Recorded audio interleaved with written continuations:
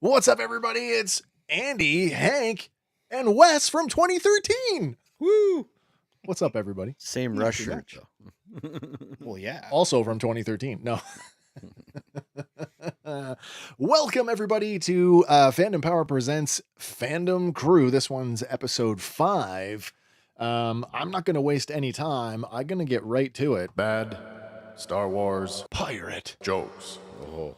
Guys, a Nikto pirate walks into a cantina, and he's got a ship's wheel hanging out of his pants. The bartender gives him an odd look before saying, "Hey, what's with the wheel?" And the pirate replies, "It's driving me nuts." I don't know nothing about nyctophysiology. We could just assume that. That's a It good. probably works out. That's a goodie. Is that tracking? It was almost, I didn't know if I should use the other one, and I didn't. because I thought it was hilarious. I thought about that joke and changing it to like the guy walks into the bar with the helm of a ship in his pants. But I was like, that could get. Is he dragging the ship behind him? I'll save it for maybe later on, the one about the concubine. Oh yes, There you go. Sarah's here. Sarah wants to say hi. Hello, Sarah. Nice to see you along. Let's get right to the round robin. First of all, what did we think of this episode? By the way, it is You Have a Lot to Learn About Pirates.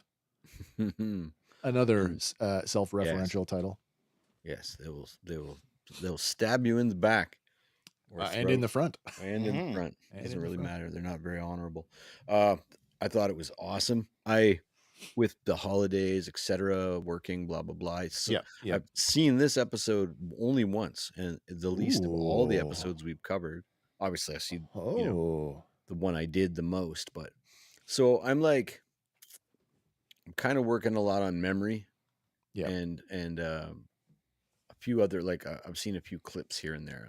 Hopefully tonight's slides will refresh your memory. Yeah, no, that's it. Always does. It reframes things and slows it down a lot for me too. But I mean, we're back on pace. Oh, yes. And if we were Goonies adjacent before, now we're knee deep in Goonies. Drippingly so. Yeah, Drippingly so. I quite like this one. I think of all of them, this despite the obvious turn of events, which tell me nobody saw that coming. Well, lots of people gave warning. In this episode, Every episode so far. twice this episode True. they were warned. Don't trust him. Man, my favorite episode so far. Nice. Yeah, it is and it is the double cross that I think we all saw right from episode 1. Right from Silvo. What Silvo? What? Who is he? Andy, what about you? More answers, more questions. Oh yeah. More aliases. I have a slide for that. 2-4. Yeah, I quite enjoyed this one. Looking forward to where we go next. I am excited. This is episode 5. So what? 6, 7, 8. Like I feel like we are on the collision course. Like the speed is just, like you said, Hank, we are back on pace this week. Right. I feel like it can only go faster. Yeah, it doesn't make sense. I mean, they've done it to us before, taking a break on an episode 7, but this doesn't feel like it's that kind of gig, like I don't think so either. No. I think we are going to get the next episode is going to be a bit of a slowdown, like a tactical pause, take a breath. Well, where we leave them at the end of this episode, and I don't think we're leaving Lanupa.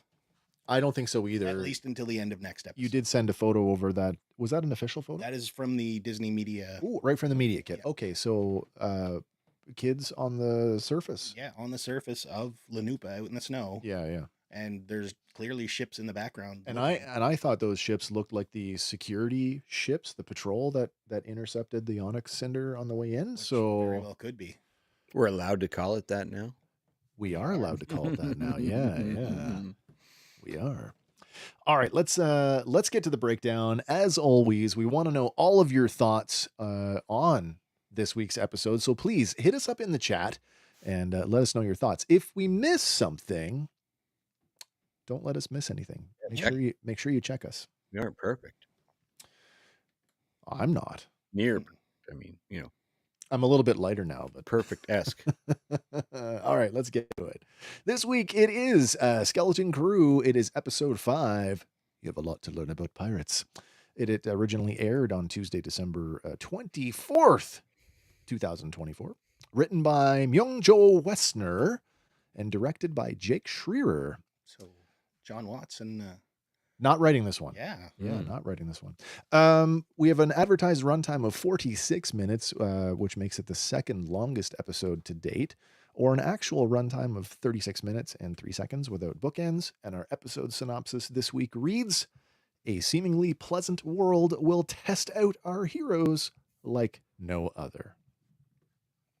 And our opening scene has Neil's mom, Numa, visiting Wendell at his work, where she tells him that something has gone wrong and they need a barrier access code. Well, she gives him a makeshift hacking device that Wendell uses at his work terminal to try and get the code, but the energy fluctuation from his workstation is detected by a safety droid who demands to inspect it. And although Wendell managed to remove the hacking device from the computer, the safety droid is on to him and literally catches him red-handed trying to conceal the device behind his back. Fortunately for Wendell, his direct supervisor just happens to be Fern's mom, Farah. Farah instructs the droid to delete all records of the incident and to shut itself down, which it does immediately on the spot. Well, then Farah berates Wendell for trying to be subversive, saying that she was handling this through proper channels. But Wendell says, and how's that working out? And the supervisor is not going to help them, so they have to do something. And reluctantly, Farah agrees with him, and she says, "What's the plan?" Then our title cards fade in, and we cut to the pirate ship. Mm-hmm. Cut to the pirate ship. Did you happen to notice the Orbesh on top of his computer screen? I didn't. AN1C. I'm assuming that's either probably model name or a make. Oh, maybe. Or station terminal number. Yeah. And going back to the whole AT-AT thing where it's all suburbia. It's kind of funny to see, even in Star Wars, they have cubicles. Oh, I know, like the bullpen. Yeah. We did see another representation of that with Cyril Karn back in Andor. True. Cut to the pirate ship in orbit over at Akron. Inside the captain's quarters, Jod has used a thick rope to tie down SM-33. We all wondered how this was going to go. Mm-hmm. Andy, you predicted they were going to 3PO him, and I was thinking maybe remove some limbs. But, and at first, when that opening scene, I actually thought they did. Mm-hmm. We find out later that's not the case. No. Well, everybody worries about switching him back on, thinking that he's going to try and kill them again. Fern and Jod banter back and forth about what each of them wants from the droid, the way home versus the location of the treasure. It's almost childlike in an argument. It's funny seeing this grown man argue with a child. Yeah. You turn it on. No, you turn it on. Yeah. No, you turn it on. Well, you just want to go home and you just want the treasure. KB, turn it on. Yeah, exactly. KB says that she's rewired him so that not to overload his memory. Good for her, by the way. That's too bad that happened off camera, because I always thought that there was more from her. Well, her assessment that there was something like 1 million circuits to rewire to get him. No, absolutely. Fixed. So for her to do this, presumably with simple tools or scavenged tools. Yeah, good on her. Yeah, so not to overload his memory, and in theory, he should be safe to turn back on. And when they do, they learn that 33's former captain was none other than the infamous pirate Tack Renaud. Of course, we talked about Captain Renaud last week in that it's a nod to Richard Donner, director of the Goonies fame. And with that realization, Jod notes that this ship must be the Onyx Cinder, and that Captain Renaud was notorious for plundering and terrorizing entire star systems. Legend has it that while he was on the hunt for treasure on AT-AT, he, along with the Onyx Cinder and its entire crew, just disappeared. SM-33 still can't remember the location of At-Aten, but he tells the skeleton crew that Captain Renaud scanned the planet's coordinates and hid them in his lair deep beneath a place he calls Skull Ridge Mountain. Very piratey. I feel like, did I just step into like He-Man or something? Castle Grey Skull. Snake Mountain. Fern orders him to take them there, and 33 sits upright, snapping the thick ropes like they were threads. And we cut to an exterior shot of the Onyx Cinder as it pulls away from Ad Akron and jumps to hyperspace.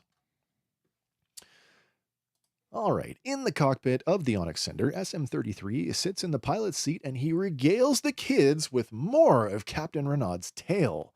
He says that while on course for At-Aten, the captain began to suspect a mutiny, adding that his first mate went mad with greed and challenged the captain. He says that the captain's concubine betrayed him and stabbed him with his own dagger. But Renaud had the last laugh because he locked out the ship's controls and everyone else was killed when the ship crashed into At-Aten. Except for Smee. Right. So then I posed a question, and I actually went back and I verified this. We will get to it. I have a slide for this, but I questioned, was that Captain Renaud pinned to the wall back in episode 3? 3. 2? 3. 2. It was 1. 2. No, it was 2. It was 2. Yeah. Is that Renaud pinned to the wall? And is Jod carrying his dagger? I believe so. Really? I believe that is indeed Renaud pinned to the wall. Well, it's a 50-50. It either is or it isn't. That's true. We have some evidence that kind of, well, it doesn't lock it that it's not, but it does make you ask another question. Well, I mean, if these characters all died in this crash, the ship certainly didn't look like it. I mean, it was buried, and upside down. But it wasn't, destroyed enough. In any way that would like kill all hands on board. I think it's damaged more from sort of landing died in a battle. It's been damaged more now. I just kind of got the impression that Renaud's not dead and that he's probably the supervisor. Well, okay, so I'm glad you said that. We're gonna circle back to that one. I want to talk about that when we get to the hologram, because there's lots of stuff going on in the hologram. I look at it though like they're 2 steps away from the captain's quarters. Oh yeah, and he wouldn't be wearing his jacket because maybe he was thinking to get a little something from his concubine, putting him in a vulnerable state, possibly, which she could have just, We will see. I did go back to the episode and get a shot of Jod picking up the coat, and you can see Jod holding up the coat with the skeleton still pinned to the wall. The skeleton is wearing a long coat. So I mean, it's also not crazy to think that the captain could be a droid. I mean, the whole time we've been thinking that the I just said the word, the supervisor is a droid, but what if that's sort of like the misdirect? It gets us all thinking that way, which steers us totally clear of a droid captain of a pirate ship programming himself not to, you know what I mean? Like, I know it does, or programming him not to remember, or it does seem kind of mental when you think of it that way. Josh is here. Just want to say hello. Hey, Josh. Nice to see you. Thanks for joining us tonight. Reference. Hey, you guys. Hey, you guys. Well, Jod laughs heartily at the story, but when Fern asks, what's a concubine? He says, that's enough story time for now. Neil protests wanting to hear more about the secret lair. And 33 says he's missed it. He calls it his home, the place where I was assembled. He says that the lair lies in the heart of a mountain where bubbling pits of mud hide the corpses of the captain's foes. Wim, sitting at the rear of the cockpit with his head in his hands, gets up and trudges off. Jod notices the boy leaving and, after a moment, decides to go after him. Yeah, Josh, I had a great Christmas, man. What about you? I hope you had a good Christmas. Guys, what did you guys... Good. Yeah. It was Wednesday. Well, Christmas for you, Hank, is still coming because I have stuff in the mail for you. So at some point it will arrive. Where do we go here? Yeah. Walking back through the ship, Jod finds Wim sitting on the floor in a storage compartment just off the galley. Funny, that's not the first time we're going to go back there tonight. In fact, I think Wim is like potentially leaning against the wall where the skeleton was pinned to. And the boy sobs as he stares at his story pad. When Jod asks him, what are you doing, boy? He tells him nothing as he scrambles to hide the story pad and wipe the tears from his eyes. Jod, now uncomfortable with this open display of emotion, remarks, oh dear, and he turns to leave. But as he goes, Wim tells him that he just wanted a real adventure. Jod says that going to Tak Ranad's lair sounds pretty good to him.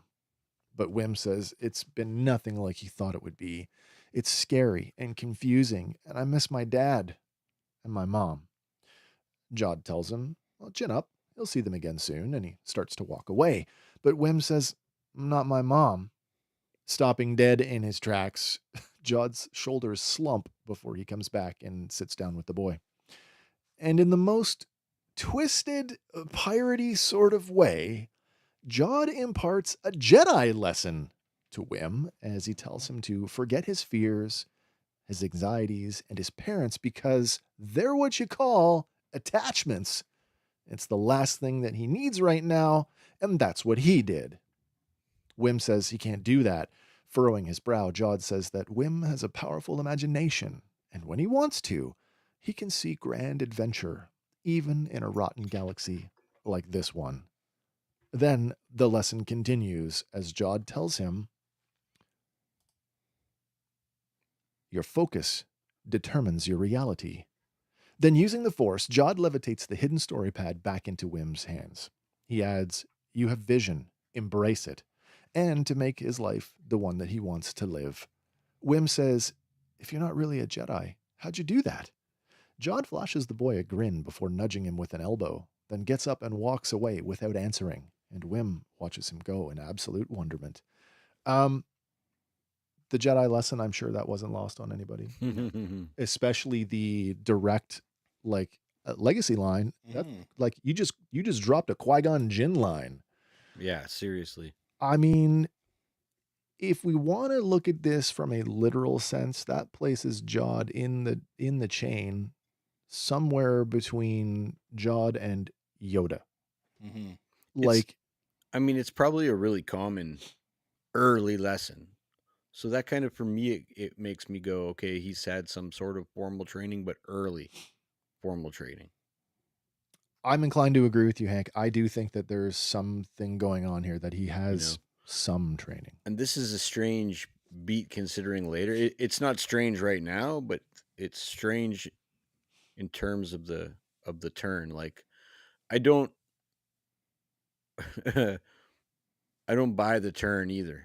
if that, I don't trust the turn at all either. There's a real emotional beat in the turn when he's pleading with Fern to submit, and when she finally does, and you can, like, the physical tension, the release, like killing a child was not on his list of things to do. Right. Right. I think perhaps he was a youngling that escaped, and because it was Anakin cutting him down, the hell with the Jedi, I don't trust him anymore, right? Oh, you think he was at the temple when... I think he was one that escaped. I'm lost. I'm like you. I'm lost. Oh, seeing that would, that would be a lasting trauma on a young person. Because he did not come in like a Sith Lord. He came in blue. No, you're right. You're right. And just started chopping up little kids. That's true. Master Skywalker, what are we going to do? Well, you're going to be barbecue, and I'm going to go. Did you call me master? You can go. Oh, man. We'll come back to that because there's a few more things later this episode that, again, call into question sort of his origins. Mm-hmm. Dropping out of hyperspace, the Onyx Cinder descends towards another Earth-like planet. Breaking through the atmosphere, they fly through a snow-capped mountain range. On board the ship, 33 tells the skeleton crew that Captain Renaud's lair is hidden here somewhere in the mountains, adding, where none dare to go. But KB, looking out the viewport, points to a pair of ships passing by and asks, what about them? 33 calls them a cavalcade of fearsome, bloodthirsty buccaneers. But Jod cocks his head to the side at the remark and says, they look more like pleasure yachts. The kids accuse SM-33 of bringing them to the wrong planet for the second time. You did it again. But the droid calls it impossible. and that he recognizes every twisted mountain peak, and Skull Ridge Mountain should be directly ahead of them. Well, just then, a pair of sleek fighter craft pull alongside either side of the Onyx Cinder, and the comm chimes in as one of the ships welcomes them to the planet Lanupa, a neutral planet where all are welcome if they keep the peace, adding, violators will be shot down. Jod laughs at 33 for having brought them here, but the droid says that Lanupa goes by many names. The Demon's Rest, Battle World, and also Lanupa. Just for the record, Lanupa, that is a new name appearing here for the first time, nor could I find any references in Star Wars to Demon's Rest or Battle World. I obviously... The Beyonder. I immediately think of Marvel. May have made this world. Star Wars Beyonder. I guess it wouldn't have to be Star Wars. It would just be the Beyonder. Right. Mm-hmm. The fighter escort asks if they have a reservation, and Jod toggles the comm, and he bluffs. Sure we do. And the kids all burst out, wait, what are we? I thought we... Jod shushes the kids, but the fighter escort, having heard some of the commotion, warns him that the facilities here are intended for adult guests only. In the cockpit, Jod tells the kids to remain on the ship while he and 33 find the coordinates to At-Aten. But Fern thinks that he's just going to run off without them, and she insists that they go with him. Well, Jod relents, but he tells the kids to empty their pockets because he's going to need every last Old Republic credit they're hiding. Interesting choice of words, that you're hiding. Mm-hmm. I found it funny that this is an adults-only resort. Yeah. Cool. I mean, it could be cool, or it could be like, Diddy's Mansion. Kids, you really don't want to go there. I mean, I've gone to adults only, Yeah. and as somebody who has vacationed, there's a huge difference. All right, being the ship nerd that I am, I couldn't help but get a better look at these things. So here is our Lanupan Security Force fighter, which it's a new form of fighter that we're seeing here for the first time. Mm. Looking at them from both sides, I believe these are dual. Like there's two people flying these things, one on the left, one on the right. In which case, it kind of reminds me of the sequence when the Millennium Falcon arrives at Cloud City. Right. Twin pod cloud car. Yes. So now I wonder, are these air speeders and not actual starfighters? Who knows? Yeah. Way to go, Josh. What's that? Josh's last one there. Yeah. That's precisely what it is. Pinocchio plays around. Yep. There you go. Well, arriving at a shining hotel situated atop a mountain peak, the Onyx Cinder maneuvers to set down on a landing pad adjacent to several natural hot springs. The two fighter escorts break off while the two larger pleasure craft also move into dock. Several other smaller craft dot the landing pad. A uniformed hotelier, escorted by two armed guards, walks out to meet them. Her beaming smile falters as the Onyx Cinder comes down hard on its landing struts and parts of the ship fall off.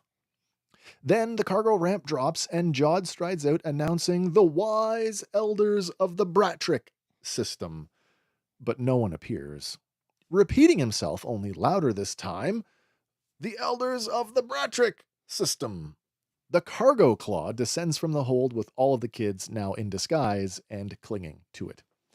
The hotelier welcomes them to the spa at Skull Ridge Mountain and beckons them to follow her. By the way, Brat Trick. Mm-hmm. At least one of them is in a Jawa cloak. I don't know if that was intentional or not, but I thought it was funny. Jod pretends to translate for her, and he says that Bratrick physiology doesn't permit them to speak basic. Then, shrugging his shoulders, he mouths some gibberish before he and the rest of the skeleton crew follow her inside the building. As Jod and the kids move off, SM-33 reaches the bottom of the ramp where he exclaims, "This is Skull Ridge Mountain? They've ruined it!" I love his little commentary all through this episode. Small detail here. Again, the ship nerd that I am, I couldn't help but notice this. In a blink and you'll miss it moment, the Tri-Wing S-91 Pegasus Starfighter, this is the joint project between Lucasfilm and Porsche, makes an appearance here. In fact, let me get the details out of the way. Manufactured by by Incom, the makers of the X-wing fighter, and then later classified as a New Republic light assault starship. The Pegasus Starfighter was a joint effort between Lucasfilm and Porsche to create a starship that thematically could exist in both the Star Wars universe and the real world. It was done as part of the marketing for the promotion of The Rise of Skywalker, although the ship did not make it into the movie. It's But we have seen it before in one other project. We did. Was it not The Mandalorian? No, it was in Kenobi, actually. Was it Kenobi? Okay. It's crazy that it didn't make it because of the size of the civilian fleet. Instead, the fighter would make its first appearance in Kenobi, where young Leia spots one leaving Alderaan while she's sitting in a tree, making this appearance the second time that the ship has appeared in live action and only the 5th time in all of Star Wars. And you could make an argument for it being just the 4th time, as one of those appearances was in the comic adaptation of Kenobi. So that's kind of like a 2-for-1. Right. That's a nice grab. Yeah. Our hotelier, that's Julianne Emery. Now, Julianne has 70 acting credits, mostly in television. Her first credited role was in a single episode of The Drew Carey Show all the way back in 2002. Most notably, you probably know her as Lara Featherstone on 33 episodes of Preacher, but you may have recognized her as Betsy Kettleman from Better Call Saul.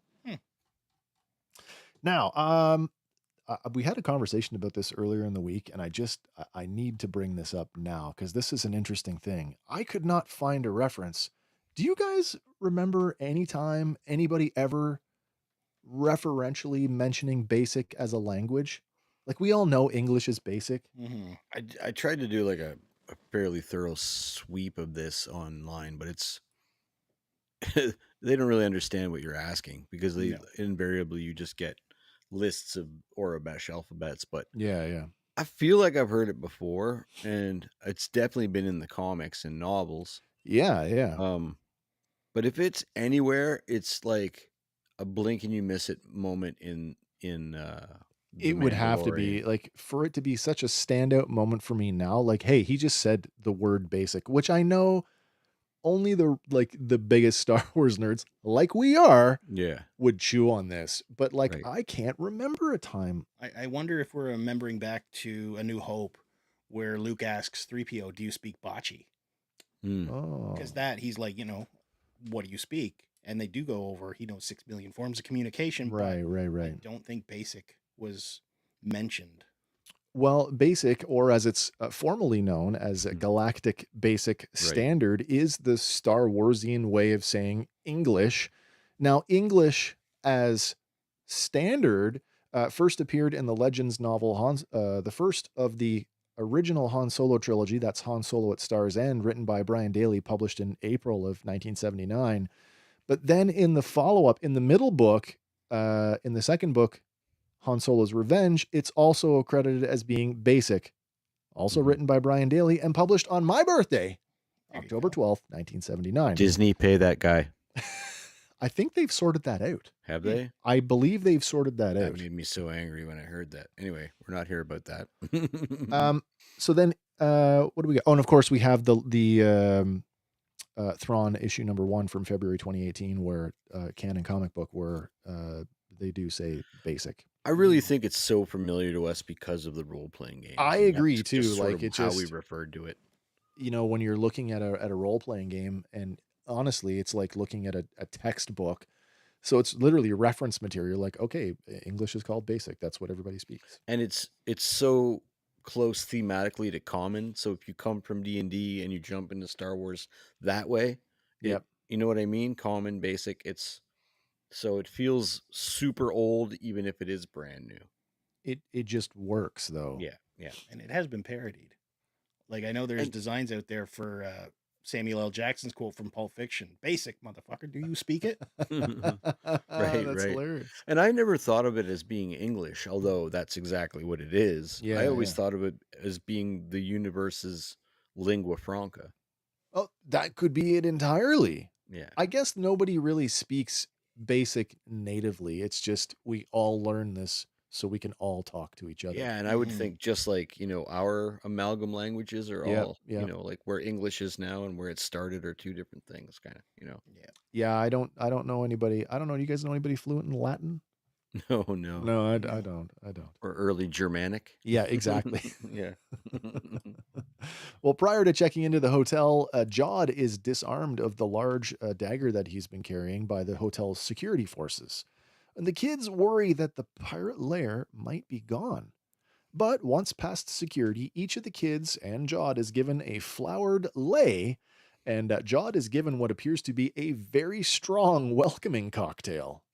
Looks like a margarita and a martini kind of mix. It does. I get the vibe from 33 here, and I don't know if they're being self-effacing, but it's like a kid who went to Disneyland when it was good, and now is they're there back. now and going, what the hell? What is this? This used to be wicked. Right.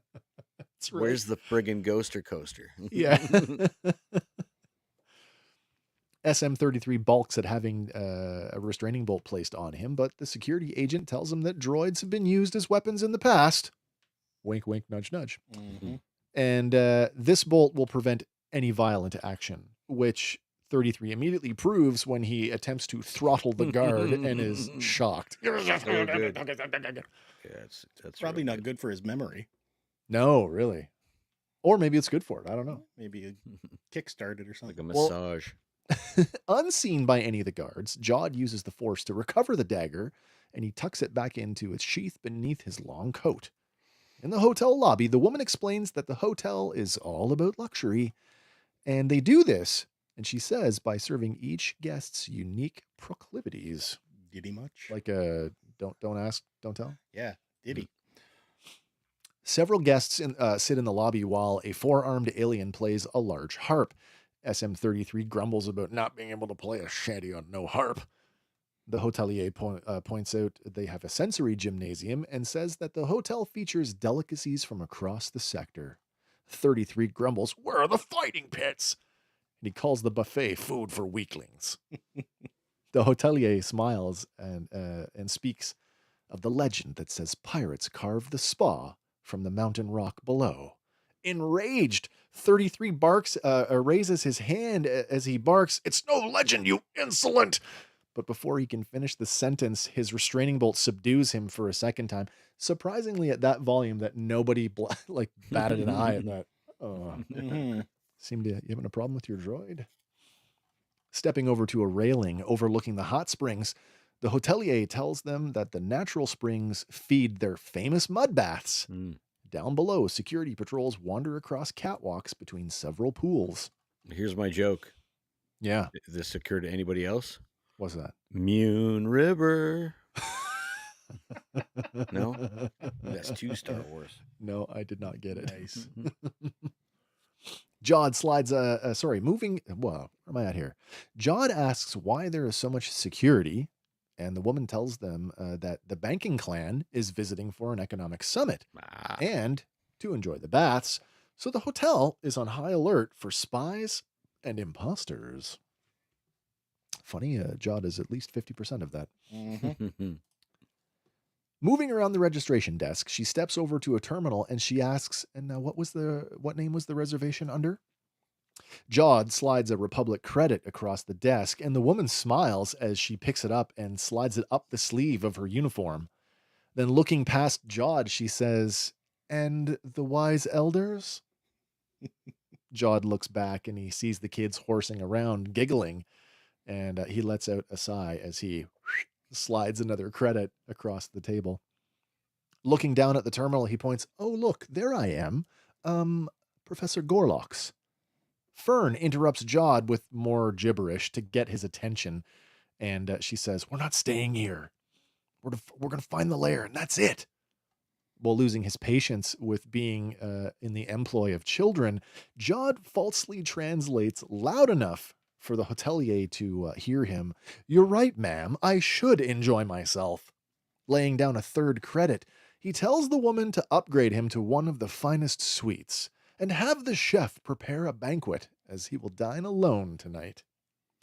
But then things go from awkward to outrightly dangerous when a pale, white-skinned woman with a long white braid recognizes him.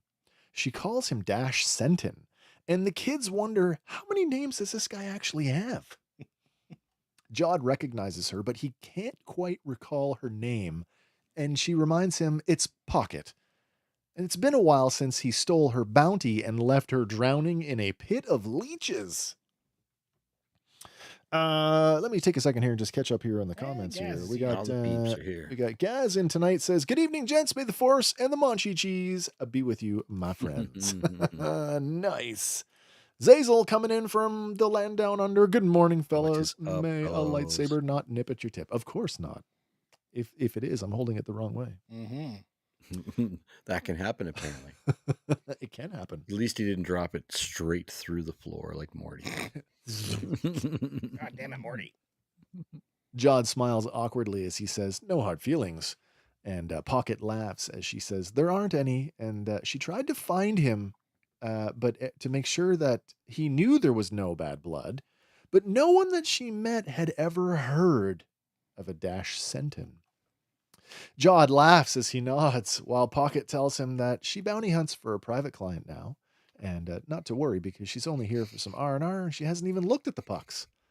Pocket excuses herself to go and take a hot back to soak, but before she leaves, she addresses the kids as kids and warns them, "Don't trust this Sleemo." As Pocket walks off, the hotelier apologizes mockingly as she asks, "What name was that reservation under?" Jod dumps down 2 full handfuls of credits on the counter and tells the woman, "No luggage, and we're in a hurry." All right, Pocket. That's Kelly MacDonald, who has 61 acting credits across film and television. Her first role was playing Diane in 1996's Trainspotting. Yeah, she's in there with Ewan McGregor. Yeah, that's another Star Wars connection. Mm-hmm. Her longest running gig was as Margaret Thompson, nee Rohan, for 56 episodes of Boardwalk Empire. But to many, she will always be Merida in Walt Disney's Brave. On the rewatch, I could not unhear the Merida voice. Nice. Oh, you couldn't? Not at all. I was like, oh man, that's all totally you could hear. Merida. That's all you could hear. Yeah. All right. I want to take a few seconds because this seemed to be spoken about kind of all over this week. And I thought, we'd take a swing at it too. What do you think of Pocket origin species? Anybody? Not sure. No? I mean, do we got some Dathomiri vibes, right? Like, yeah, that's an interesting one. She looks a lot like a massage ventress. Well, that's an interesting one. So right now, Pocket's species is unnamed in the episode. Right. Descriptive audio doesn't mention it. Nobody, drops it in a line of dialogue, and it remains to be seen if she is a new species. But there are some other pale-skinned, like white-eyed aliens in Star Wars, and I thought we'd take a look at them and sort of weigh in on them. So we don't believe it's just as a result of being stuck in a pit full of leeches? Well, that's kind of funny that she said that. Yeah. No. The first one I want to talk about, Umbarans. Umbarans, of course, the most prominent Umbaran is probably Sly Moore. That's a good bet. 1 away from the Emperor. And although she was bald, we do meet another Umbaran in the Clone Wars in the form of Medici, who definitely has white hair. And the Umbaran eyes, although you can't see it, if you get a close-up of Sly Moore, the Umbaran eyes are probably the closest match. Yeah. Now, the next one, this is an interesting one, the Ratataki, which I wasn't really familiar with until I researched for this episode. But the Ratataki were first introduced as a playable species in Star Wars The Old Republic. Now, prior to a retconning, Asajj Ventress was originally said to be a Ratataki. That's like ancient. They're like, that goes way back to the beginnings of the Star Wars universe. That's some more bedrock stuff. No, exactly. And then Ichani first appeared in Knights of the Old Republic. They were accomplished martial artists, and they were canonized in the High Republic era novel, The Rising Storm. Dagan Gera. Sorry, I forgot to include that. the Arcanians, right, or the Arcanian offshoots, which Dagongera is, are another pale-skinned species. I mean, kind of dipping and diving around the High Republic stuff. We could be there. Yeah. And then there's another. We never see her hands. Do we see her hands?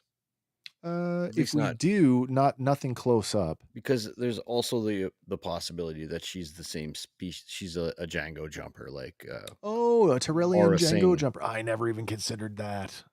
She's got a lot in common with Aura Singh, so I just never saw her hands. I almost want to look up. I just want to look up Aura Singh now. Just to... All right, I don't believe her eyes are white, but yeah, do it.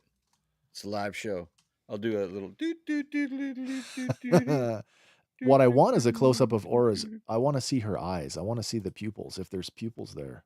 An action figure somewhere. That's tough. It's really tough because there's nothing super close with the actor. You might get a better shot of her in the Clone Wars animated. She definitely has colored irises in this. Yeah. But I wouldn't rule that out. It's not to say that she couldn't be some kind of hybrid. Mm-hmm. Or some sort of cybernetic augmentation too, right? Yeah. No, you're right. You are right. Let's do 15 minutes on a bounty hunter we'll never see again. Bounty hunter pirate. Yeah. Apparently the lines blur here because... And the one cool thing about this is it clarifies, or I shouldn't say clarifies, but it gives me a little more insight into what's going on in the galaxy. And she talks about having pucks and not doing dirty guild work. Mm-hmm. Yeah, low rate guild work. Right, so she can still do like high level crime boss stuff, but the guild has been sort of relegated to like skip tracing and is this guy cheating on his wife with that, whatever species. Yeah. And then the New Republic has like a branch of like, well, I could only assume that when we meet Mando next, he'll be some sort of like ordained marshal or something, right? I mean, if you think back, what's his name? The amphibian guy that worked for Grief Karga was a guild job. Right. Like, how dangerous was that guy? Yeah. You could have sent we could have went and got him. You know what I mean? Like, right. That guy. But he did take every puck in his hand. That's right. I'll take them all. Whoa. That's all I got. Right. Yeah. Okay. Well, in stark contrast to the previous scene, Jod's cocky swagger is all but gone as he and the kids burst into their hotel suite. Jod warns the kids that the nice lady is actually a hardened bounty hunter and she's likely called in his name already. Jod questions if the lair still exists and they don't have much time. Well, 33 says it does. That even though they may have changed the exterior, the lair lies deep in the heart of the mountain and the way in is somewhere in the spa. He says that Renaud would have left his mark to indicate the entrance, and using the edge of his finger, he etches the symbol into a wooden table. Not getting their deposit back now. No, they're not. Meanwhile, the kids, acting like kids in a hotel room, all jump on the bed. Jod loses his cool with them, and they argue about who's going to team up with whom and where each of them is going to search for Renaud's mark. But what really matters is that they do this before they are all killed by pirates. And I love the Fern line too, though. Did you hear any of this? Yeah. And she turns around. Yeah, you just said, "Are you hearing any of this?" Are you hearing any of this? It's like, oh, that's such a kid answer. I know. All right. Meanwhile, in a darkened room somewhere else in the hotel, Pocket contacts Captain Brutus to claim the bounty on Jodnana Wood, Silvo Crimson Jack - sent in Professor Gorlock's Jodwick Zank. Did I miss any? Well, we're not sure yet. He might have more. I know. I'm glad that I did this because now we have a running total of how many names he's at least used. Mm-hmm. None of these characters outside of this episode have any direct references, although Dash is arguably a nod at Dash Rendar, another scoundrel-like character. So, do you have anything on the symbol that he carved into the table? I don't. I did see some scuttlebutt suggesting that potentially that this is a variation on the Nile. I did. That's the Nile symbol. Yeah, so let me back that up then. We could take a look at that again. It's not out of the question So what you're meant to focus on is not the 3 lines, but the 2 lines that the 3 lines create. Yeah, the negative space. Right. And so that looks a lot like, in terms of that, it looks a lot like that symbol to me. We had sort of touched on this earlier about the Nile and the hyperspace routes, and it's funny how things are still kind of pointing that way. It's easy for them to, while they sort of disappeared, like I had said last episode, kind of walked off into the sunset, if you will. Yeah. It's easily to think that stragglers could have evolved into the modern pirates. Absolutely. You know? Absolutely. That's not lost on me at all. And I absolutely agree with that. I mean, even if 33 is 200 years old, 250 years old, that symbol being associated with that time in the galaxy could certainly put Renaud as a member of the I don't even know how to pronounce it. The Nihilists. That's it. Yeah. That's it. So, yeah, absolutely. All right. Meanwhile, outside, a Trogloff attendant brings food to a hut lounging in one of the mud baths. The hut peers into the floating basket for a moment before picking up the attendant instead. Then as the camera pans up towards Fern, Wim, and SM33 on an overhead catwalk, we see the hut open its mouth as the Trogloff protests, no, please, no, not again. Followed by an enormous hut burp. Not again. Do you feel he's been through before? How many times has he been eaten? Right. Been pooped out by Jabba the Hutt's cousin? Yeah, they have like a digestive tract like a dog. I guess. You could come guess. out whole on the other side, I guess. Fern, Wim, and 33 also pose as attendants, delivering towels to guests. Fern asks the droid if he sees anything familiar. Still upset at the changes to the mountain, he remarks how the pools were meant to dissolve corpses. Looking at one of the pools, Fern observes a pipe belching mud into one of them, and she asks 33 if the mud comes from somewhere within the mountain. And when he says that it does, Fern makes the decision to follow the pipe down into the mountain. Smart. As they head off, Wim takes out his walkie-talkie, and using his Jedi call sign, he informs Neil, "We're following the pipe." All right, we'll take a couple seconds here, and we'll talk about Trogloffs for a second. This is said to be a rare species from the planet Trogloffa. They have this is right from the Wikipedia. Yeah. They have a pleasant odor, and they can move their eye stalks independently. Trogloffs first appeared in the 27 novella Canto Bight, and then made the leap to live action that same year in The Last Jedi, where we see one working as a croupier at the casino. Now, Hank, you wanted specifically, to take a look at this hut. Yeah, I thought we were getting something a little more when we got this, like 15 seconds of hut. And initially I agreed that there was something to say here about this, and there is something to say. Certainly. We've got a hut. I was convinced in real time that we cut, like, while we're watching the episode, we cut away from this guy, and then we're going to return to this guy. And then when we get to the next scene in the dark where the attendant, where they're asked for beverages, I thought we had returned to this character. That's what I thought was happening. This being one of the cousins. And with the announcement that the Rhoda, cat, right, is going to be in that. I thought more about Mandalorian Grogu, and that the cat that played him had been pre-announced. I did put some more thought towards this because we were kind of fixating on the chin tattoo. So the chin tattoo tells us it's not the cousin.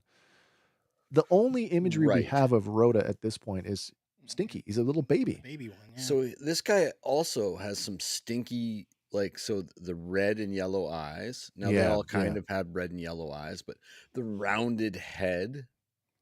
Is this a grown Rhoda? And that's what my initial thought was, because based on what we've been told about that. And I thought, well, there's our gateway. There's our back door into the Mandoverse right there.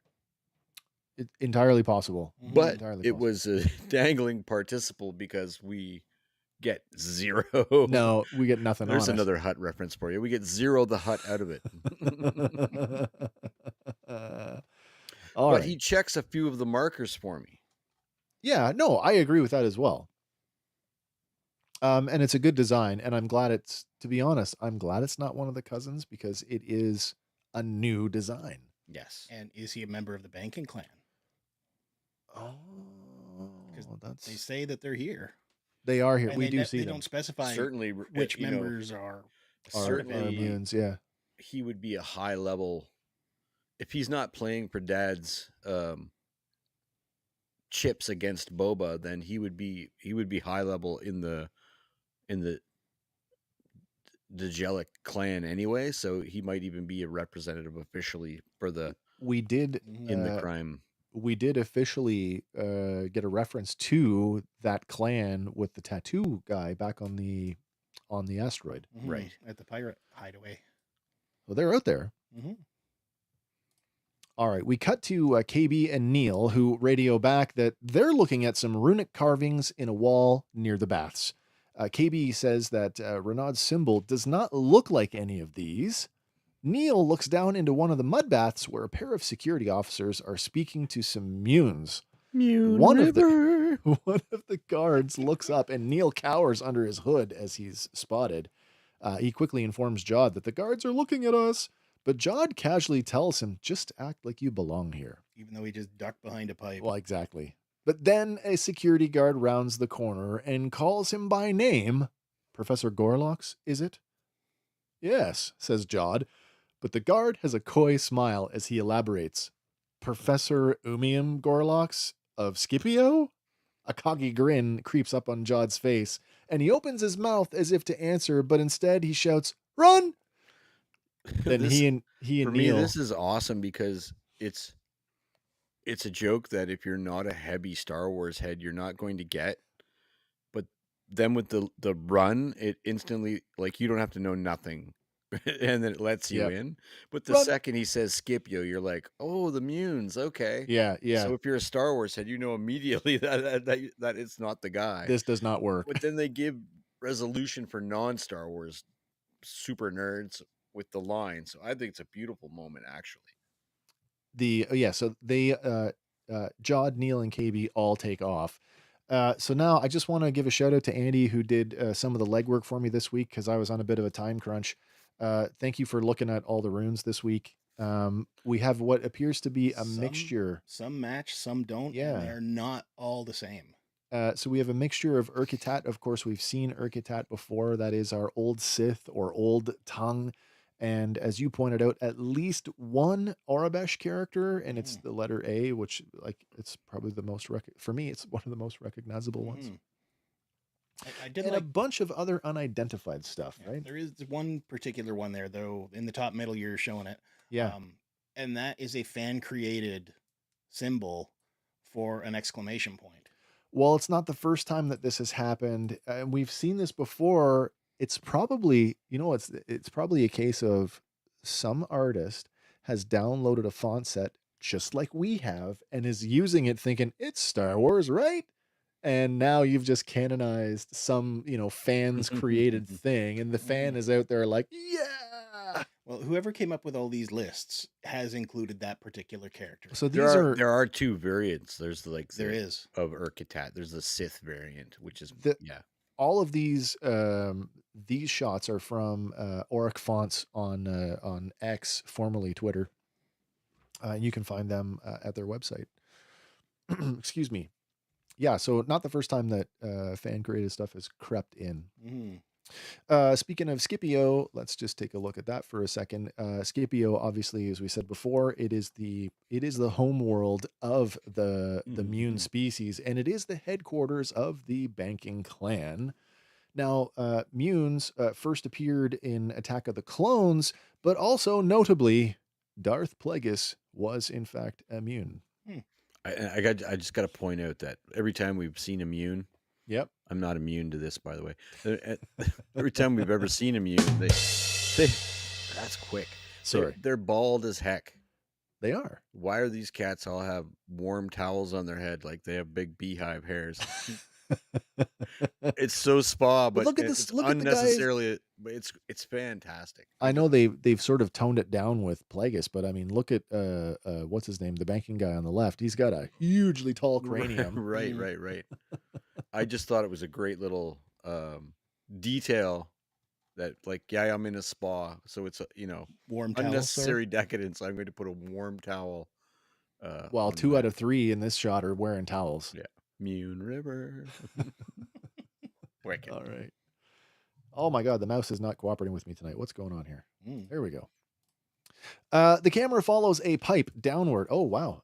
Double click. Can we go back one? There we go. One back. Change your batteries. The camera, it's not. It's a rechargeable. Oh, it's wired. Yeah, it's rechargeable. The camera follows a pipe downward where we wipe into a dimly lit underground grotto. Fern, Wim, and 33 enter on a catwalk and they begin to fan out. In the center of the grotto stands a plinth with stacks of towels and refreshments. Investigating the plinth, Fern finds Renaud's sigil carved into it. She bangs at it with her hand and she calls to Wim to show him the symbol. Then, from the shadows, a deep voice rings out, "Attendant, I'm in need of refreshment." Fern looks toward the voice, and a hulking form sits in one of the baths obscured by steam. Fern stands up and bows before trying to excuse herself, but then a giant squid-like tentacle slaps the ground, blocking her way. The creature bellows, "You don't smell like an attendant. Are you an assassin?" 33 drops the stack of towels that he was carrying and barks at the creature, "Back away from the captain!" But the restraining bolt surges, freezing him in place. In the bath, a giant aquatic-looking mustachioed creature emerges from the steam to get a better look. "Captain, is it?" Wim calls Neil on his walkie-talkie. "Jedi 2, we need help. Neil!" It's almost like a giant green Zoidberg. Zoidberg. I didn't see it that way, but now that you've said it, I can't unsee it. I kind of took this. Well, this is Catholops, by the way. Catholops is like a cross between Cthulhu and the Lorax. Like the big mustache just made me think of that, which is kind of funny when you think that somebody actually did like an early reader Call of Cthulhu in the Dr. Seuss style. He's voiced by veteran voice actor Patrick Seitz. God, I hope I'm not messing that up. I couldn't possibly cover his entire catalog as he has over 600 acting credits across animation and video games, going all the way back to Redman on Sailor Moon. His most recent role, he played Ishin Kurosaki in the English language dub of Bleach, 1,000-Year Blood War. Excellent show. Yeah, so Catholops, if that's not the most on the... He seems super familiar, like we've gotten something in this vein before. And I tried to figure it out, but... What if the Kraken from Clash of the Titans was friendly? But I feel like it was a small creature, and... Like, I don't know why, but I keep thinking about, and I looked it up, and it's not anything like it. But yeah. You remember that episode of the Clone Wars where all the droids were trapped on that planet with that little creature? He was the rebel commander, the little guy, the general. I can't think of his name. Right, but I get that vibe off of him, and maybe it's just the big mustache. Oh, like maybe Lorax. It could be. It could be. And the two bug eyes, and the big mustache. I do like the on the nose Cthulhu reference though. Catholops. All right, let's get on with this one. Meanwhile, Jod, Neil, and KB run from the hotel security forces until they're eventually surrounded. With nowhere left to go, Jod raises his hands, seemingly in defeat. But then KB brandishes a wrench like it's a weapon, and the guards laugh and ask, "What are you going to do with that?" Even Jod gets in on it and laughs, which KB clearly is not pleased about. They have another kid moment here too, though. Yeah. When they're like calling about, Professor Gorlax. They call him Mad Captain Silvo. Oh, yeah. Step away from the wise ones. Step away from the wise they're elders. Like, "Step wise elder. They blow Kids." it because and he's like, "God damn it." Do we take a split second to talk about how these uniforms look military? They look New Republic, Old Republic. I get Alderaanian security, like like that kind of vibe. It's a little softer than like say Republic, like military, but it's like so adjacent. Mm-hmm. Yeah, I'm guessing it's a common look for security. Like even the stuff in Andor kind of dips towards this a bit. Mm-hmm. but it's not so militant that it's going to upset your high-level luxury guests. I guess so, yeah. Certainly the helmets are like straight The off law, of yeah. They can just hop on their bicycles and ride home afterwards. yeah. I mean, they're right off the Rand the Kleptic or something like that, But like, the cut of the jacket is a little softer. It's a little more stylized, I guess, with the belt being sort of partially hidden. Yeah, and then the white gloves, I think that softens it a bit. Yeah. Excuse me. Sorry, I apologize for that. Right. So he raises his hand, seemingly in defeat. KB brandishes a wrench. Jod gets in on the laughing, which KB is not pleased about. But then she uses the wrench to adjust a valve on one of the nearby mud pipes, causing it to burst. And a large gout of mud sweeps the guards off the catwalk, tumbling into the mud bath below, which leaves just a lone guard that Jod dispatches with a solid right hook. And we get the classic Indiana Jones punching sound effect. And this spot, I think... we get a Willem here too, I think? When they fall off? Yeah. Maybe. I don't think we did. No. Here's a point we could have. Where, hand up, he could have just done the old Jedi swipe. I suppose so. And knocked all three off, but he didn't. So we haven't seen that level of use from him. Yeah. So is he not capable of that? Like, he had a bit of training and just kind of held on to the basics? Yeah, I don't know. Yeah, I feel like he's a lot... There's something going more on of a there. neophyte with the Force than he's, an experienced Force user. It's like when you take karate when you're 6, when you're 50, you don't really know karate anymore. That's right. Yeah. It's true. It's true. If you don't use it, you lose it. Right. Skill fade is real, man. It is absolutely real. Well, free for the moment, they start to flee again, but are held up by a large form coming at them through a steam cloud. Fortunately, it's SM-33, and he says, "The captain needs help in the grotto below." As Jod and the others rush into the grotto, the scene is quite unexpected, as Fern and Wim are now sitting on the edge of Catholop's pool, regaling him with the tale of their adventure on At Akron. Calmly, Fern introduces Catholops to everyone, while Wim adds that he agreed to help us if we entertained him. Catholops inhales deeply as he smells Jod before telling the kids they were right not to trust him. The sound of approaching guard voices has Jod uneasy, but true to his word, Catholops helps the kids by smashing through the plinth, revealing a hidden entrance to Renaud's lair. We get a cool iris wipe to hyperspace where 2 pirate ships are en route to Lanupa. The 2 ships drop out of hyperspace and rapidly descend towards the hotel, and the fighter patrol pulls up alongside the lead ship and it begins to go through their welcoming speech. But the speech is cut short when the second smaller pirate vessel blasts them both out of the sky. On the landing pad, the hotelier watches in shock as both pirate ships set down, one of them landing on top of another smaller civilian craft. Crunch. Can we just pause for 1 second? Yeah, of course. KB. Yep. And back in the hotel room, when they're saying, who's going to go where? And she's like, I don't want to go to the spa. Oh, yeah. Like, why? What's wrong? Are you afraid the steam's going to muck up your gear? Yeah, there was a question of whether the moisture would affect her enhancements. Yeah. And going back to what Hank had said earlier, about her monitoring her life signs and buttons and everything. Yeah, I thought that too. Because when they're out there looking at the runes, a little bit of steam pops up and you notice her in the background kind of doing one of these. Like she's been affected by it.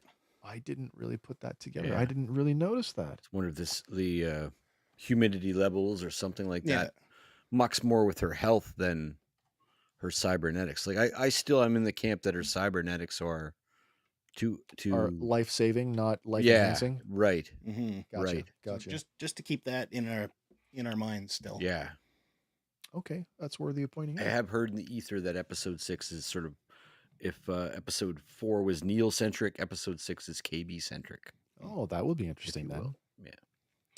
Yeah. Well, she is our Data of the group, right? So, and I don't mean Star Trek Data. I mean Keyhoe booty Quantum. traps. That's what I right. said. That's right. Interest of power. Well, underneath the grotto. Oh, Jesus, let's go here. I'm behind on my slides here. There you go. Underneath the grotto, Cathalop lowers the skeleton crew through the secret entrance with one of his tentacles. Wicked. He says that he'd love to hear the tale if they should survive, and that he can smell the guards approaching. The kids thank him and they turn towards finding the lair proper. SM-33 warns them that there is a maze of tunnels and they're lined with booby traps, so watch where you step. And on cue, Neil steps on a loose skull, directing everyone's attention to the floor, where there are several decapitated skeletons. And at the thought of decapitation, both Jod and 33 duck, but the kids are too slow and a laser trap goes off. Fortunately, all the kids are too short and the beam passes over their heads. Only the penitent man shall pass. Very wicked. Much. Yeah. So good. With that out of the way, Jod and Fern argue over the marching order before they head out, with Jod conceding that, fine, I'll go in the middle. I guess Fern's rationale was, you just want us to spring the traps. It was so close to Fern in that shot you got there. Look how close it is. Oh, yeah. To the rest of the kids. Like, did she get a haircut out of that? Neil was never in danger, ever. Elsewhere in the tunnel system, one of the hotel guards moves cautiously down a corridor towards a clear patch of ground in front of a stone column. On his radio, you can hear another guard telling him to find the imposter and get back up top because the hotel is under attack by pirates.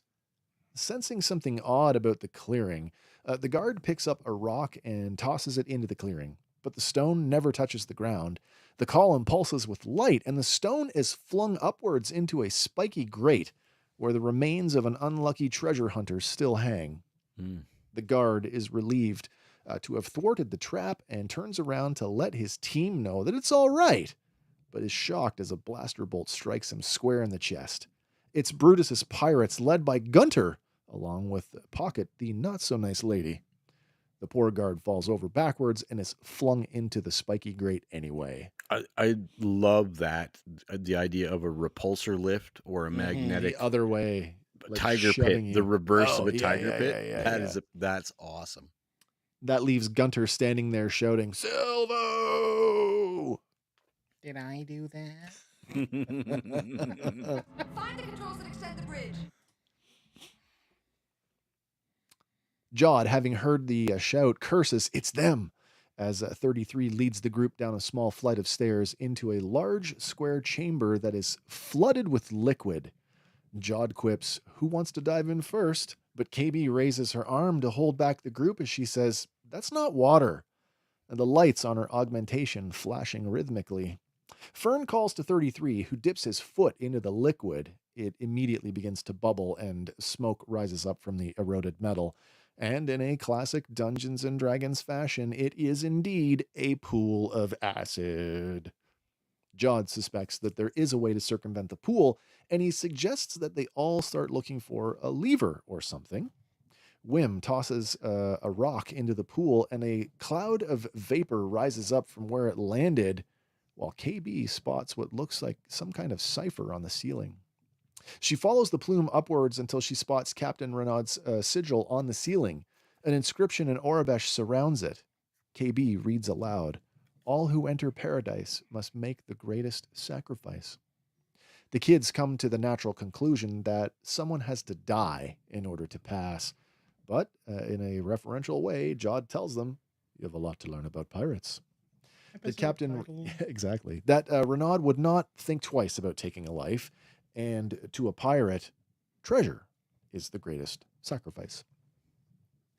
But the kids lament that Jod has already spent all of their dataries, and they start searching their pockets for any more that they might have missed.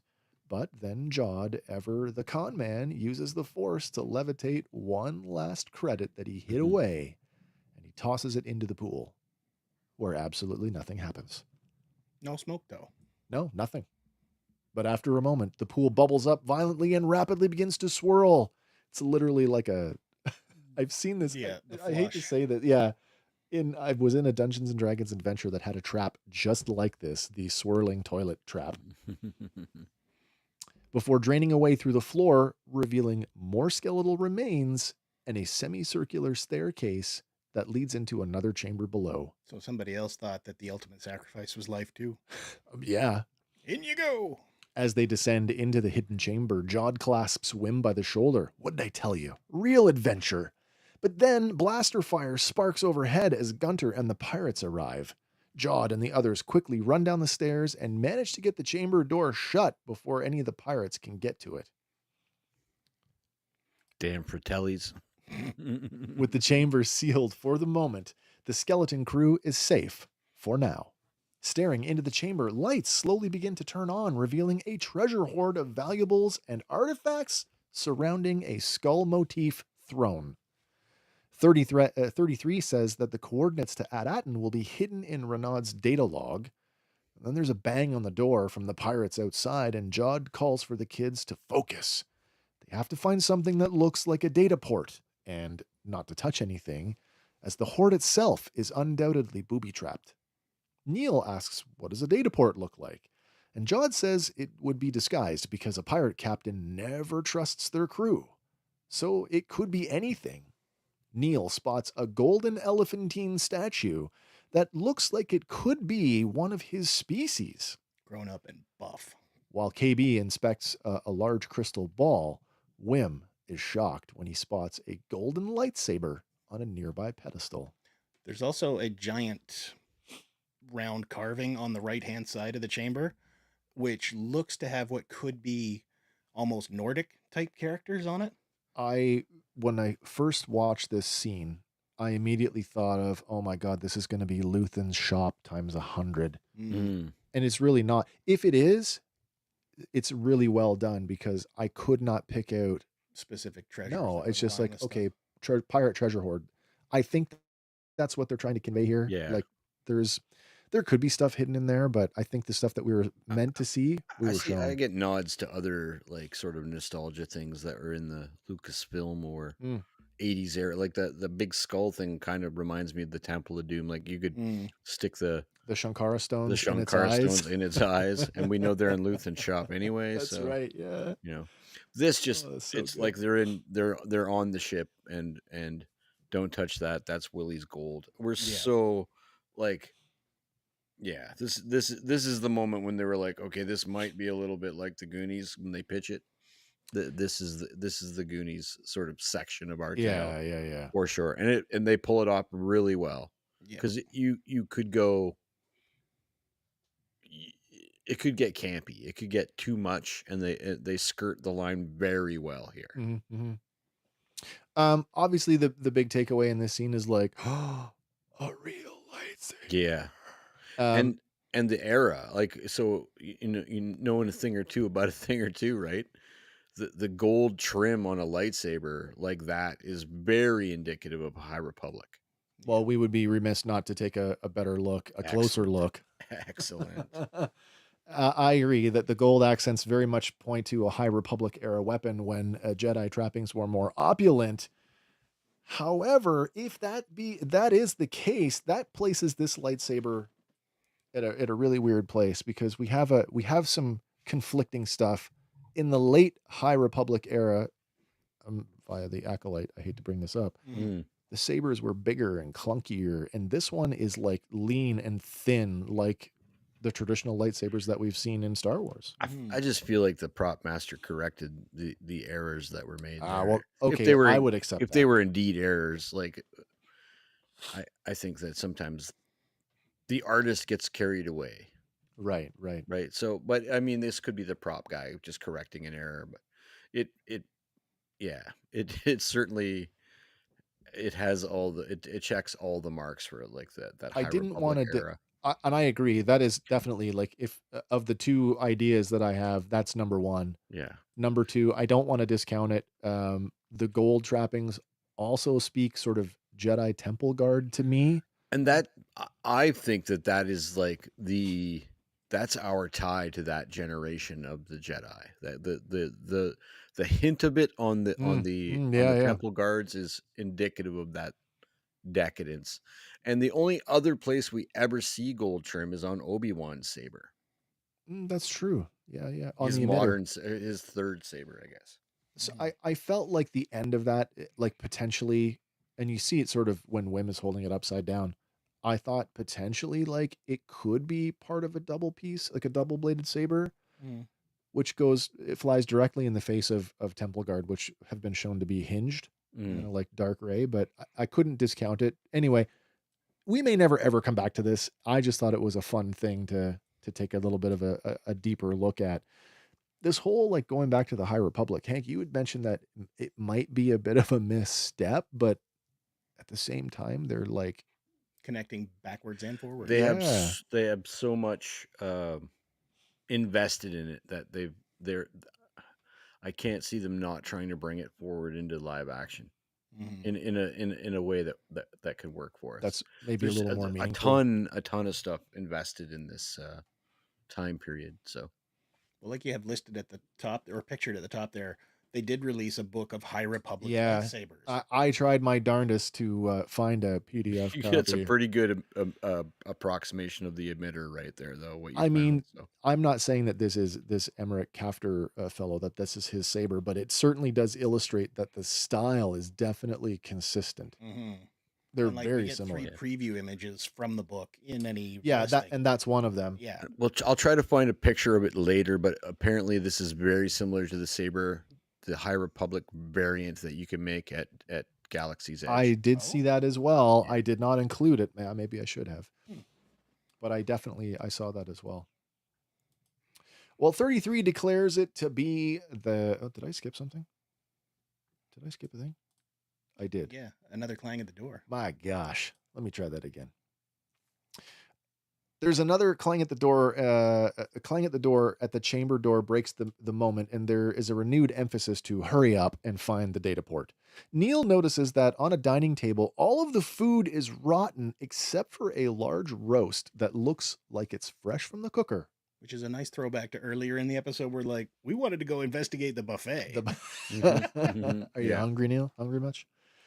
Neil climbs up on a stool to get a better look, but in doing so, he triggers a pit trap, and the stool and the floor beneath it both give out. Fortunately, Jod is there to catch him, and a moment later, the trapdoor and the stool both automatically reset. Jod carefully positions his feet, and he leans over the table to touch the roast. And when nothing happens, he flips it up like a lever, and from behind them, a secret pillar rises up from the floor and projects a hologram of Renaud's sigil. 33 declares this to be the captain's log, and Jod orders him to access the data port, which he does, but only after confirming the order with Captain Fern. Using a scomp link on the back of his hand, he searches the log for a moment before displaying a galactic map with the coordinates to Ad-Aten, and the kids all cheer with excitement at the sign of the Atari logo. Jod asks 33 if he can access the system that controls the layer, and when he confirms that he does, he instructs the droid to refill the outer chamber with acid. Funny that he didn't confirm that order. From the other side of the chamber door, we can hear the pirates scream in pain while the kids look on in horror. And I have to wonder, will we ever see Jaleel White again? He's the last one to call out, so I think he was probably at the top of it. As they all... Yeah, get down there and break that door open for me. Yeah, I guess you wouldn't... He's second in command, right? So let everybody else go in front of you. Yeah, assuming Brutus isn't... Yeah, Brutus is on the ship still. I don't even think Brutus is here, to be honest. Just sent maybe two just ships. Sent two ships. Scream in pain as the kids watch in horror. As you would. Turning his focus back to Ad-Aten, Jod asks 33 if there really is treasure on the planet. He says, 33 says, there is mention of treasure in the log, and he calls up a distorted hologram of Renaud, and he projects it onto the throne. Jod, let me see the old, what do you call him? He said, let me see the old, I can't remember the line exactly, but it was funny. It almost suggested it like, does Jod know who Renaud is? Did you get that impression? He's definitely familiar with him. If from nothing more than the legends, but yeah, that mucks with the us trying to pin it down in time, so that could be intentional. And he's definitely one to throw us off at every chance. Jod. Yeah. Oh, yeah. He projects the hologram onto the throne. The pirate captain speaks. I have the ship clad in armor and ready, but my crew still doubts that At-Aten is real. I need all hands to seize the treasure. No one knows it is the last Old Republic mint. Jod says that's enough before ascending the dais to the throne. His expression changes as he recounts an Old Republic mint. Fern, sensing the shift in the former pirate captain, and she reminds him of his promise that after he helps them get home, he will receive a fair reward. Let me just take a second here to catch up here. Josh wants to know, are y'all going to do a New Year's Eve stream? I don't know. I have to excuse myself. I will be away for New Year's Eve celebrating with my wife. That doesn't mean that you guys can, of course. True. I'll think about it. Okay, fair enough. Talk it over. All right, I want another thing to point out here too. Yeah, go for it. When the hologram comes up, yep, and it's all blurry, whatever, you can't see him. The first thing that the kids say, what's wrong with the picture? What's wrong with it? And he's like, shut up, we don't need that part. Yeah, I mean that's obviously the Renaud's identity is obviously kept purposefully secret for us. It's part of the mystery, which makes me want to know even more now. Like, so good on Lucasfilm for doing that. I think that's a great. But we do have some connecting pieces in that hologram. We do. First of all, Fern's hat, part of her Eldris guise, is definitely the hat that he's wearing in this. And it's also the really dusty hat that is sitting on the middle table when Neil and Wim are going through the captain's chamber the first time. Back in episode 2, right. Mm-hmm. And we talked about the jacket. I did a close-up of the collars here. Like, those collars match. Now, Renaud is wearing another layer underneath that. Mm-hmm. So it could very well be. I believe this to be that Jod is wearing his jacket. Rod? Rod is wearing Janod's. Jod is wearing Renaud's. Thanks for not outing Rod and Todd. Jod, I believe, is wearing Captain Renaud's long coat. I concur. We'd talked about this, about the first mate, that the saying mutinous that first mutinous first mate, and then stabbed by the concubine with his own dagger. Was it the first mate's dagger and the first mate got stabbed? Was it? I believe it was Captain Renaud who got stabbed by his concubine who betrayed him. And then it's like, well, here we see Jod picking up the coat. The skeleton pinned to the wall with a dagger is also wearing a long coat. Doesn't mean, now this is what I said. If he's wearing layers, it doesn't necessarily mean that that's not Renaud. It just means that Renaud wasn't wearing that coat at the time that he was killed. Mm-hmm. So it's still up in the air. Is Jod wearing both his coat and carrying his dagger? Probably. It's probably a safe bet.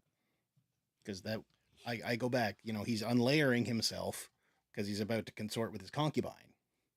At which point she takes advantage of the other thought. I mean, this is one of those cases where punctuation matters. Yes. But you don't really get it.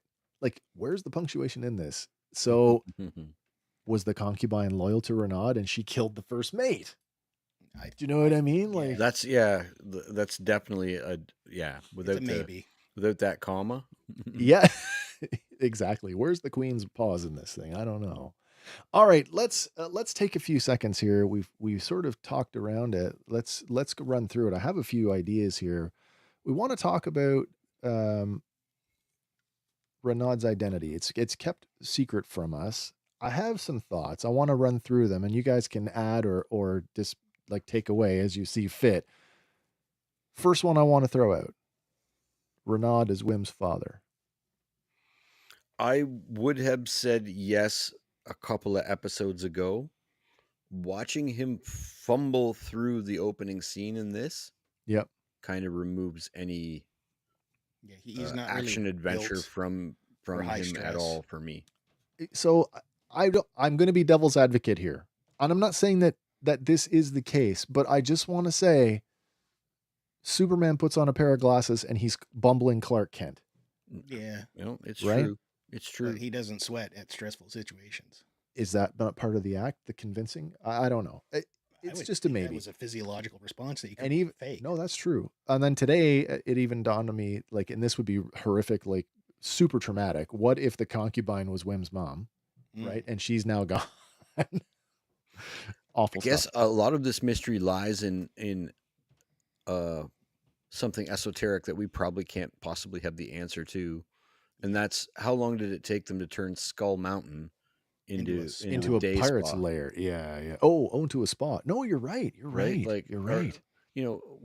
We keep seeing things that lead us to believe that things are happening hundreds of years ago. Yep. Is that the misdirection?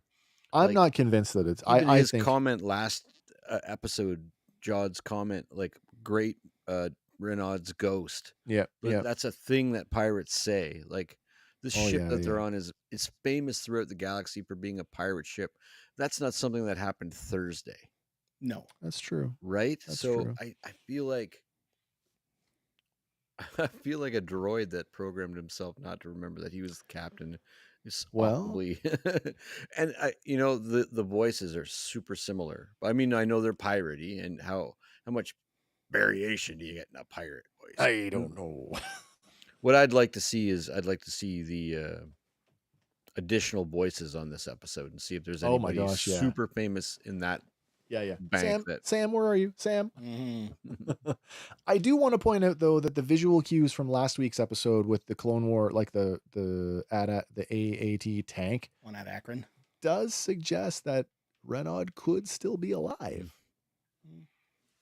We got Brogu coming in tonight. Brogu over on YouTube. Let's face it, you can't trust a concubine. I don't pay him for their services. I pay him to leave. Nice. And then you did say it, Hank. Number 2 for me, Renaud is really SM33, pretending not to know anything and letting the mystery play out as the kids unfurl it. And this is the beauty of this low stakes kind of high adventure mystery where there are no wrong answers at this point. So you could take wild swings at the fences and not be like, Pelagius wouldn't act like this, or there's none of that. You could swing wild. This could be Hondo doing a voice. There's it's unlimited sort of. I don't know if I would probably cheer and scream at that right for both mystery backs. I saw a fellow YouTuber with a claiming, and I mean, got to take things with a grain of salt, but claiming to have a better still of this.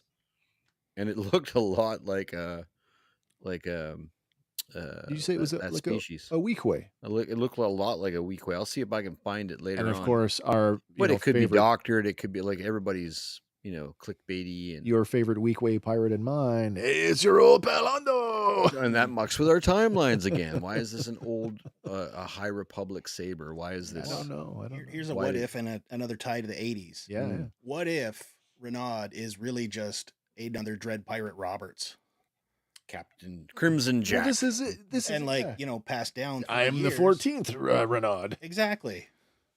That's an interesting thought. It still begs the question: who is he? And the third thing I have, whoever Renaud is, and they could be a completely new character. And we've said this before, but I just want to put it on the nose: Renaud and the supervisor are the same person. I kind of feel that way too. Assuming that he's still alive. I kind of feel that way too. But yeah, so there's those questions that keep me oscillating back and forth. One of the how long ago did the events of this, transmission, I guess they take place, and how long does it take to build a spa? How long does it take to hide a planet from the rest of the galaxy? It's actually well concocted. It's very well done. If I can go back to, and I don't want to go back to, I'm playing this up. If I go back to the whole Wim's father thing, that Wim's father really is the supervisor, and now he's the supervisor who we agree is Renaud.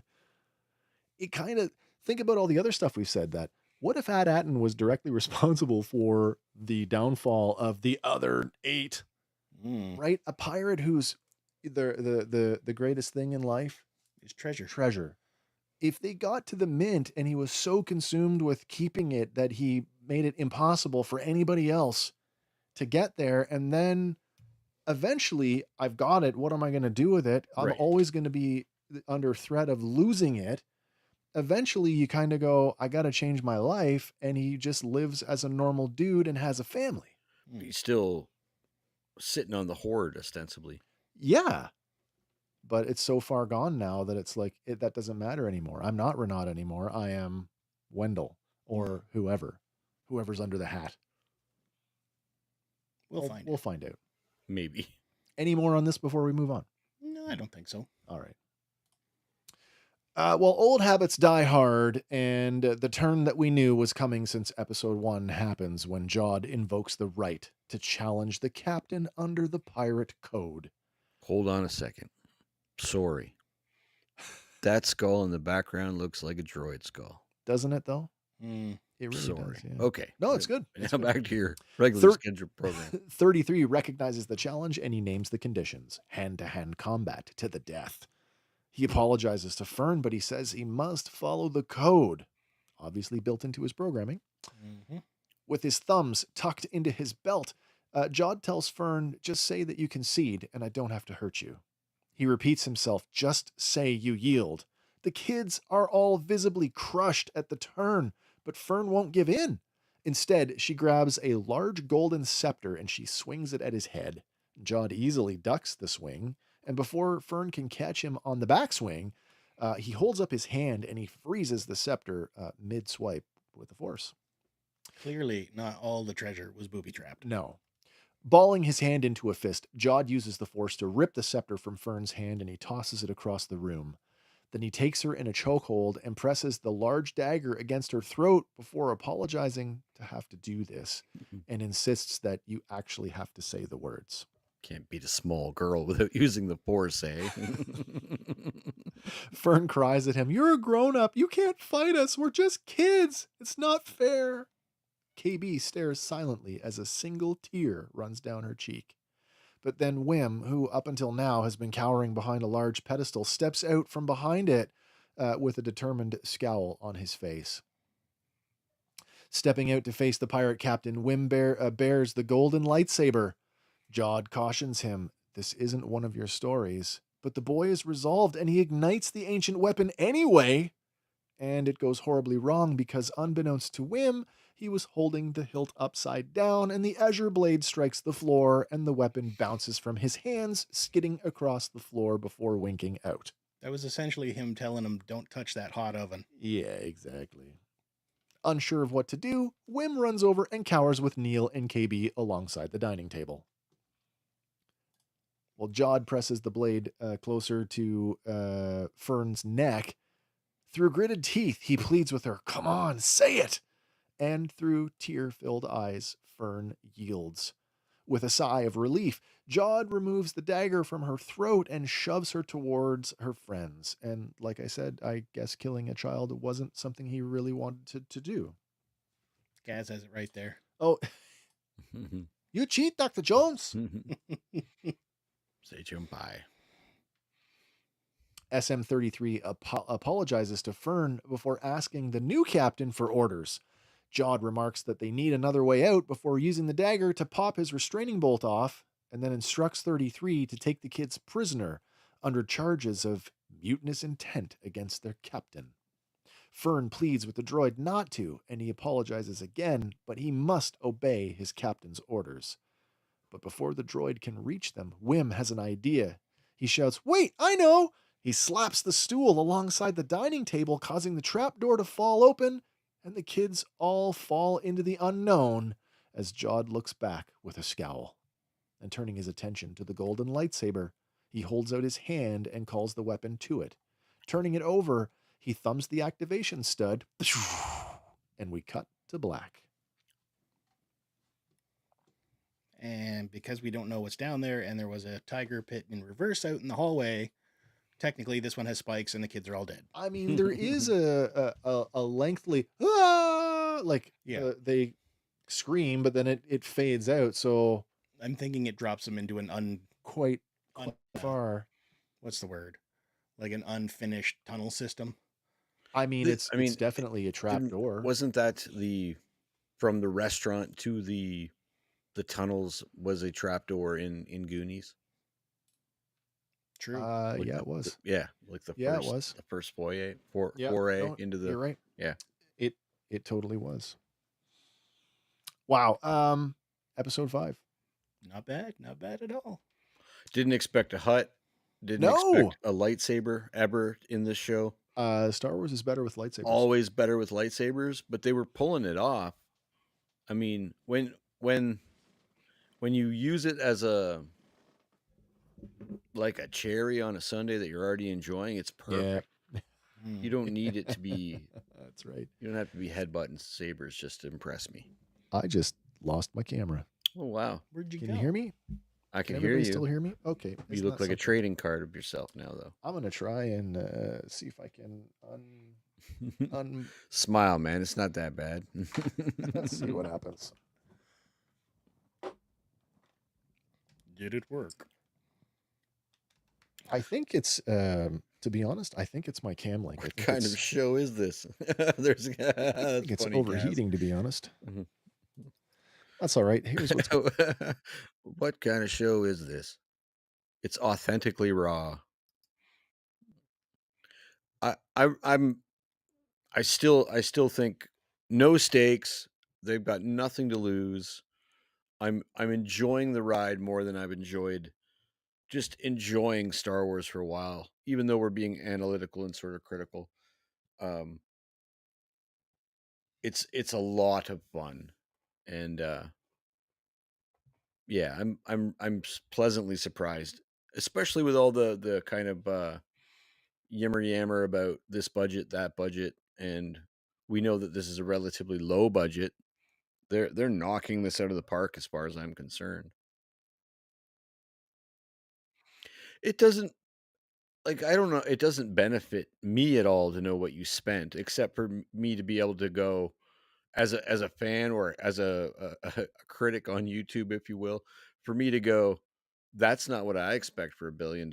But what do I really expect for $1 billion when I can watch a fan film on YouTube for under for 10 grand that it presses the hell out of me, and I might not know what's going. I feel like if you can impress me, you don't need to show me. You know, what am I trying to say? I know when a pair of shoes is nice. I don't need to know how much you paid for them. You know what I mean?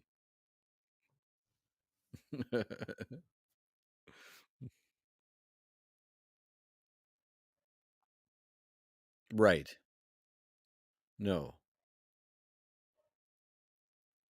Right. We'll figure it out. I mean, yeah, and that's the other thing is, yeah, you're making an 8 episode, so ostensibly a longer, like a 4 or 5 hour movie, but you're not, in a 2 hour movie, you're constrained to say like, 3 sets or 2 planet jumps or whatever the confines of your script with the allotted time are. And here you're allowed to play in a much bigger sandbox. I don't exactly understand how big studios derive revenue from stuff when it's straight to video, because we come from a time when straight to video meant that film didn't perform well, and we're trying to recoup any money we can by putting it in a Walmart box. Right.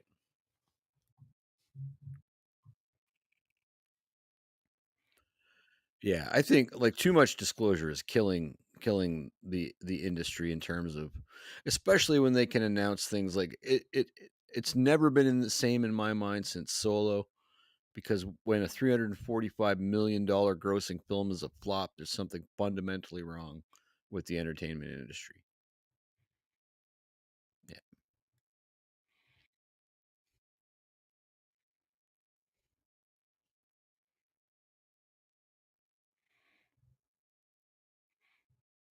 You're gonna have to get a new thumbnail because it looks like we got a fourth guy now. It's wicked.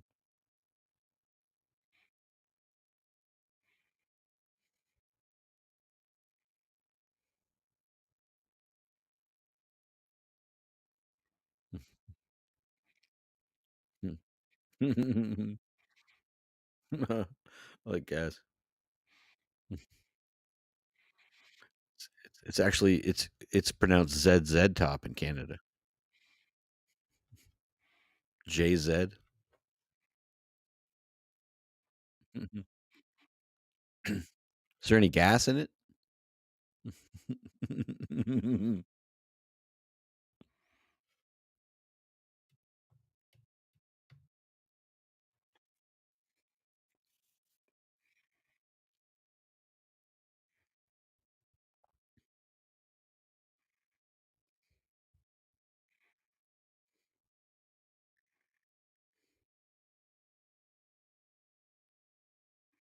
Oh, really?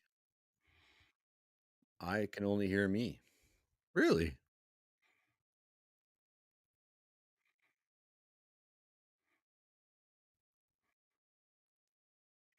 Okay. Okay, so this is either gonna work or we're done for the night. So just everybody, before we do that little test, check out our back catalog, check out our socials, check out our T Public if the sale's still on. I'm not sure. Uh, and checking. I don't think Tuesday we're gonna do a random fandom, but uh, I'm sure we'll be back next Sunday, and maybe this will work anyway. But if not, fan on. All right.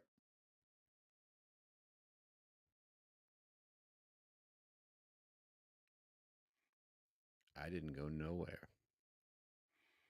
I feel like Wolfman Jack. You guys want me to play some music? I am the Wolfman. Any Did joy? it work? Can you hear us now? Although, well, it says speaker connected. I'm hoping. Can our audience hear us? That's all I want to know. I never Jump lost on. audio, so Which is weird. Is that fan on symbol? I don't know, or is that a check for we can hear you? I don't know. But your camera's back too, so It's weird. oh, beautiful. Hey. I've noticed with this, people have mentioned it before that I've had a flickering camera, and I've noticed it too. And I truly think that the Cam Link can't handle the long streams that we do, which is bizarre because that's what it's meant for, and it's not a cheap.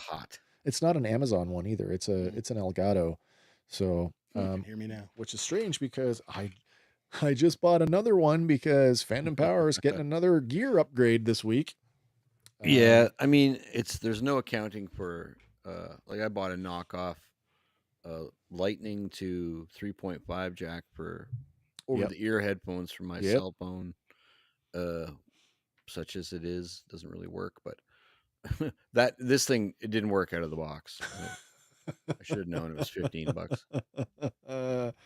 Yeah. Take us out officially, man. Speaking of I'll just let me update. Yeah. Josh wants to know sweet upgrades. This got another mirrorless camera, so Andy and I will be coming at you. We should get this one similar over here. Definition. This one over here will look 8K a little bit more combined. 8K can't contain the two of us. No. No, so another mirrorless camera with another 16 millimeter lens, so it should be very similar to what we're getting right here, which I'm very excited about. So yeah, we will have some upgrades for you come the next stream. Did they write that name on the mic with a marker? Maybe. No, they didn't. Which name? I don't know. I don't know. Which name are we talking about? Mine's in yellow crayon. I don't know. Anyway, thanks once again, everybody, for tuning in. Love having you along. Love having crayon. Was that written on the side of the mic? Love having you guys along week in and week out. I hope you guys had a great Christmas, by the way, and I hope you have a fantastic New Year wherever you are, whatever you're doing. Nothing to excess. Be safe out there. But do come back and hang out with us again. I don't know, Andy, are you going to do something? We'll see. I'll decide. All right. Well, keep an eye on our socials. We'll make a post there to let you know what's going on. And if not, I hate to tell you all this, but I'm going to be out for the next couple of weeks. So my wife and I are about to take off on a vacation to parts unknown.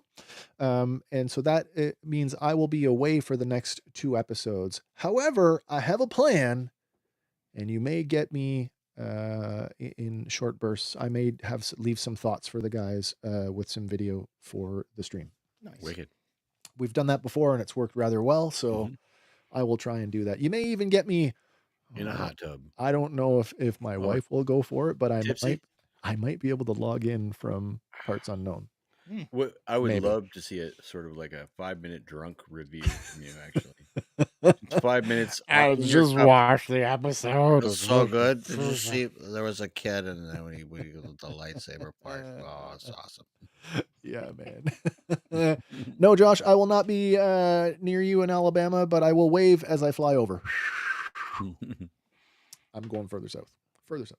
There you go. All right, everybody. As always, whatever your thing is, remember, fan on. And remember, for Fandom Power, my name is Wes. I'm Andy. And I'm Hank. We will see you on the next one, guys. Bye for now. Let's not use that one. No, let's use the other. See, I get a technical error and it throws me off. What are we Last doing? time. We're out for good. Bye, everybody.